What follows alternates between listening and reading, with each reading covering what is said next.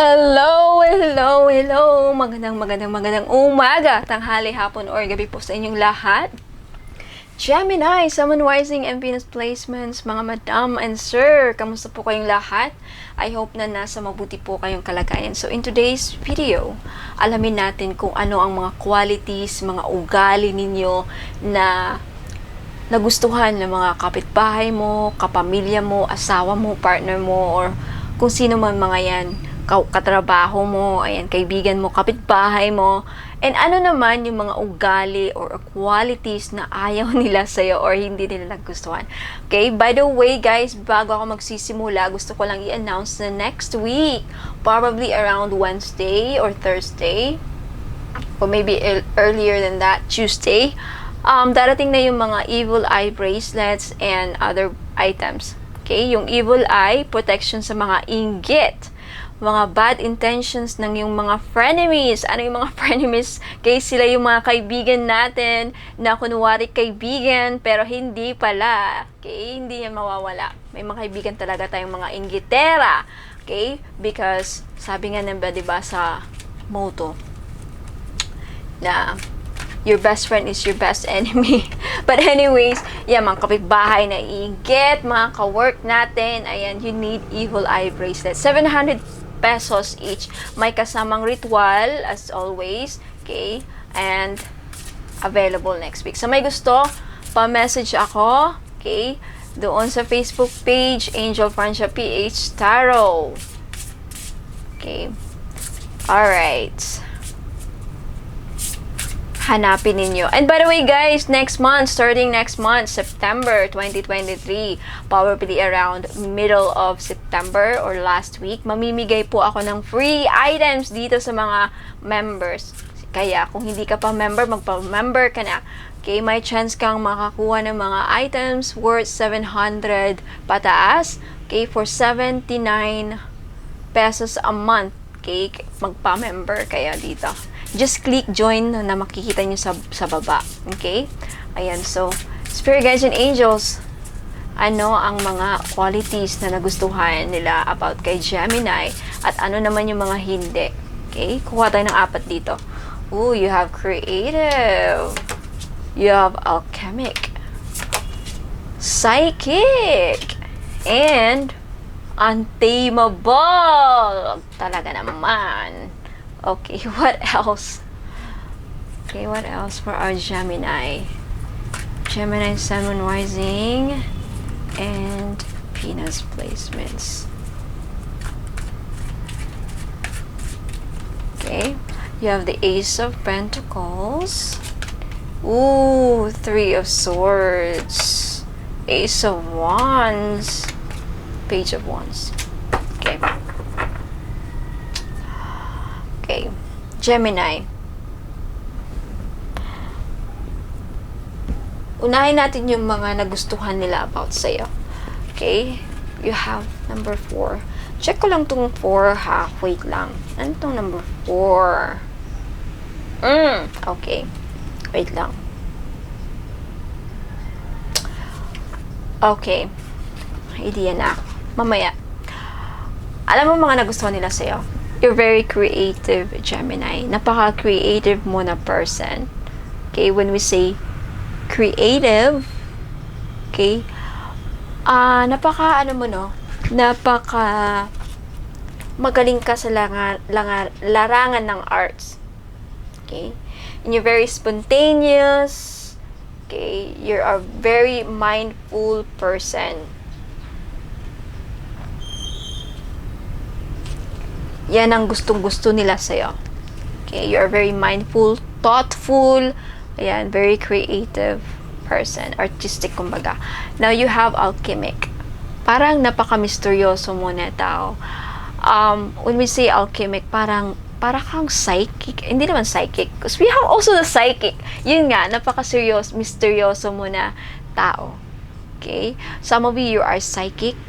Okay, Gemini, meron kang talent na psychic and aware sila at alam nila. For some of you, ito ay yung ayaw nila sa'yo. Kasi alam nilang pag psychic ka kasi, makikilatis mo sila, di ba? So, parang na-threaten sila. It's for some of you na amaze sila. Yung iba naman, ayaw nila yan sa'yo. Kasi maybe for some of you are a psychic, a witch, ayan, may ano ka, may talent ka dyan. Yeah, combination with the alchemic and psychic, this is a witch. May witch power ka and you're not aware of. Yeah. Ako, I'm not a witch. I'm a sorceress. Iba yung sorceress tsaka witch. Okay?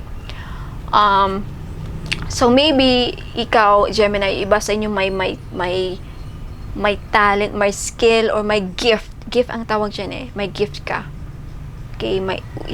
Linya siguro niyo or ng mga nuno. Kung meron ka kanununuan na linya niyo mga witch. Okay? Sila yung mga mangkukulam actually. Alright, mga witch. Okay. Meron namang may good and bad witches. It's the same na may mga masamang tao. Meron ding kagaya yan. May mga matitinong senator, mga senador, may mga senator na mababait. Mayroon din mga senator na mga magagago, 'di ba? Mga kurakot. It's the same thing with mga witches, mga sorcerers. May mga good and bad din. Okay, ganun lang talaga. And I feel like the iba sa inyo is ayaw nila. Hindi nila nagustuhan ng pagiging witch mo. It's either or na-amaze sila or na-admire sila. Na-inspired sila dahil humahanga sila na meron kang kakayahang ganyan or may talent ka or may gift ka na ganyan. Yung iba kinakainggitan yung gift mo. Yan ang nakikita ko. Because you have, mamaya pag-usapan natin tong untamable. Okay? So, yung iba is sa mga, ang dami actually nagustuhan nila sa'yo about Gemini. You have the Ace of Pentacles. When we say Ace of Pentacles, pagdating sa pera, hindi ka matulungin ka. You're actually a giver. Some of you, you are a breadwinner with the Ace of Pentacles. Okay? And sobra kang matulungin to the point na halos ibigay mo na lahat with this ace. Malaki yan, oh. Okay? You're not scared or hindi ka nag-hesitant na ibigay. Sobra kang matulungin, Gemini. Yan ang gustong-gusto nila sa'yo. Okay? Galante ka pa for the Ace of Pentacles. Okay? Galante ka. Kung magbigay ka sobra-sobra, napakagalante mo. Yan, hindi ka nag-aatubiling magbigay ng mapagbigay ka na tao, matulungin. Yan ang gustong-gusto nila sa'yo. And with the Ace of Wands, kaya lang with the Ace of Wands, madali kang magalit, irritable ka, tama ba? Ace Gemini. Meron ka ding, masakit ka magsalita with the Three of Swords. Yan ang ayaw nila sa'yo. Paired with this, Gemini. Pag nagalit ka, ginagamit mo yung bibig mo, Gemini. Air signs ka eh. Air signs are, words, communication, mentality. So, Gemini, yung pagiging taklesa mo, minsan, ang ayaw na ayaw nila. Yan naman ang ayaw na ayaw nila, hindi nila gustuhan sa'yo. Masakit ka magsalita. Pag nagalit, meron naman kasi mga tao na taklesa talaga kahit hindi nagagalit. Pero ikaw kasi, once magalit ka with the Ace of Wands, nakakasakit ka ng damdamin ng tao. Yan ang ayaw na ayaw nila or hindi nila magustuhan sa'yo. Parang lumalayo. Napapansin nyo ba? Pag meron kang napagsabihan, meron kang nabitawan ng salita, lumalayo na sila. Mga tao. Okay? Lumalayo sila sa'yo kasi ang sakit ng mga binitawan mong salita. Na totoo naman. Okay? Kasi mga air signs, very honest yung mga air signs. And truth hurts. Totoo naman eh. Truth hurts. Meron pang kadalasan sa mga true information is hard pill to swallow. Okay? But you're not afraid to say it. Pag nagalit ka. Okay? Now, with the Page of Wands, napaka maganda mong kausap. Yan ang gustong-gusto na sa Gemini. Masarap kang kausap, maganda kang kausap, very, adventurous, yan ang gustong-gusto na sa'yo, qualities mo. And, spontaneous ka nga eh. Like, hindi ka maarte, hindi ka adventurous ka, wala kang problem. Parang, easygoing ka, parang, ang sarap mong kasama, ang sarap mong kausap, magaan ng mga tao. Parang, magaan ang pakiramdam nila sa'yo pag kasama ka. And very welcoming ka. Very hospitable ka na tao. With the Ace of Pentacles paired with the Page of Wands. Ito mga tao na to, ikaw, Gemini, yung mga kagaya mo, very hospitable, generous, very entertaining, marunong kang, kumbaga, mag-entertain ng tao. Magaling kang mag-host. Yan ang word na gusto kong hanapin. Magaling kang mag-host, magaling ka sa mag-entertain ng tao. Ayan. Masarap kang kausap, palakwento. Iba sa inyo siguro, magaling mag-joke. Ayan. Maboka. Okay, parang magandang kakwento. Yun ang naano ko sa energy na to. Now, ayon na ayon nila, aside sa, tawag nito, yung masakit ka magsalita pag nagalit, at irritable ka, very moody, irritable, yan ang ayon na ayon sa inyo, Gemini. And, yun nga, minsan pa iba-iba ang decision mo, and irritable ka. Madali kang mairita, kumbaga. Madali kang mairita.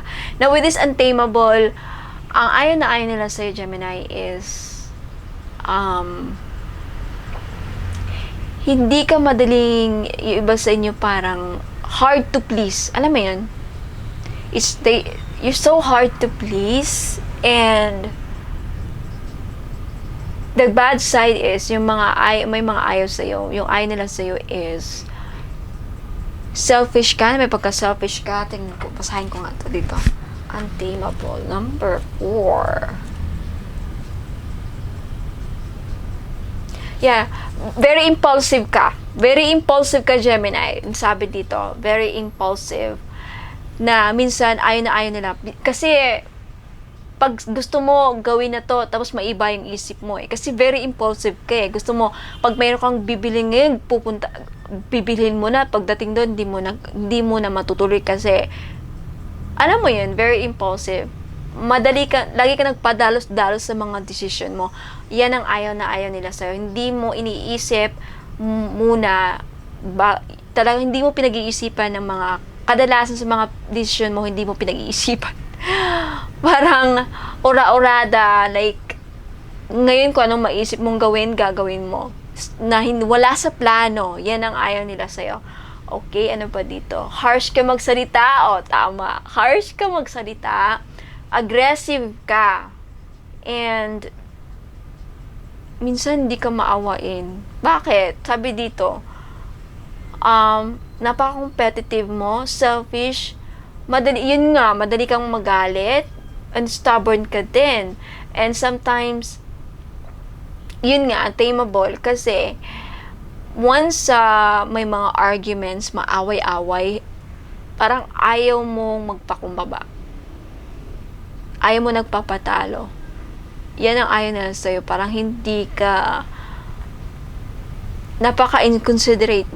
Yung iba sa'yo napaka-inconsiderate. Okay? Ayan. Ano pa dito? Yan, napaka-inconsiderate. Madali ka nang magalit talaga. Okay? So, Gemini, Sun, Moon, Rising, and Venus placements, yan po ang mga ugali na gustong-gusto nila at mga hindi naman nila nagustuhan sa'yo. Let me know in the comments if nag-resonate or hindi. Okay? Pag hindi, don't worry. Okay? You know yourself naman. So, Gemini, Sun, Moon, Rising, and Venus, I'll see you next time. Ingat po. God bless. And paalam.